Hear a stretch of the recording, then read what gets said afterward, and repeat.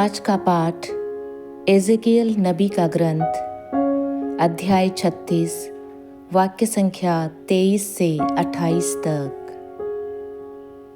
मैं अपने महान नाम की पवित्रता प्रमाणित करूंगा, जिस पर देश विदेश में कलंक लग गया है और जिसका अनादर तुम लोगों ने वहां जाकर कराया है। जब मैं तुम लोगों के द्वारा राष्ट्रों के सामने अपने पवित्र नाम की महिमा प्रदर्शित करूंगा, तब वे जान जाएंगे कि मैं ही प्रभु हूँ। मैं तुम लोगों को राष्ट्रों में से निकालकर और देश विदेश से एकत्र कर तुम्हारे अपने देश वापस ले जाऊंगा। मैं तुम लोगों पर पवित्र जल छिड़कूंगा और तुम पवित्र हो जाओगे। मैं तुम लोगों को तुम्हारी सारी अपवित्रता से और तुम्हारी सब देव मूर्तियों के दूषण से शुद्ध कर दूंगा। मैं तुम लोगों को एक नया हृदय दूंगा और तुम में एक नया आत्मा रख दूंगा। मैं तुम्हारे शरीर से पत्थर का हृदय निकालकर तुम लोगों को रक्त मांस का हृदय प्रदान करूंगा। मैं तुम लोगों में अपना आत्मा रख दूंगा, जिससे तुम मेरी संहिता पर चलोगे और ईमानदारी से मेरी आज्ञाओं का पालन करोगे।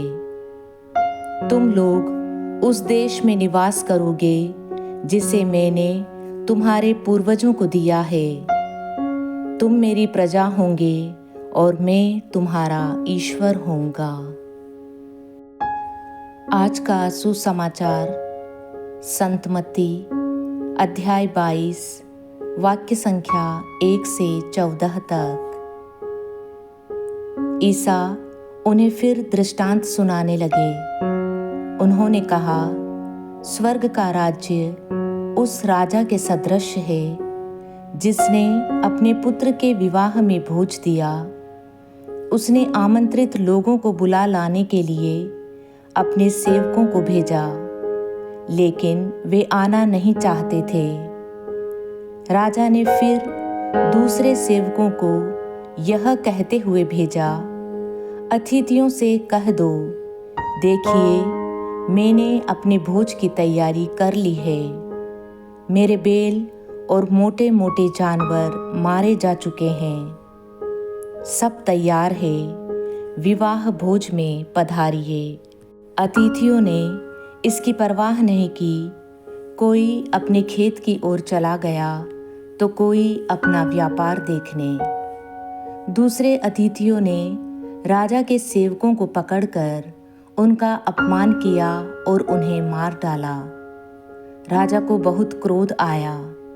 उसने अपनी सेना भेजकर हत्यारों का सर्वनाश किया और उनका नगर जला दिया। तब राजा ने अपने सेवकों से कहा, विवाह भोज की तैयारी तो हो चुकी है, किंतु अतिथि इसके योग्य नहीं ठहरे। इसलिए चौराहों पर जाओ और जितने भी लोग मिल जाए, सबको विवाह भोज में बुला लाओ।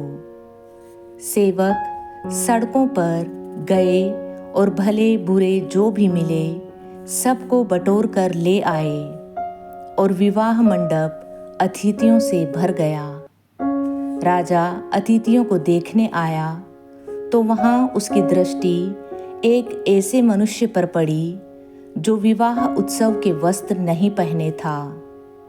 उसने उससे कहा, भाई, विवाह उत्सव के वस्त्र पहने बिना तुम यहाँ कैसे आ गए? वह मनुष्य चुप रहा।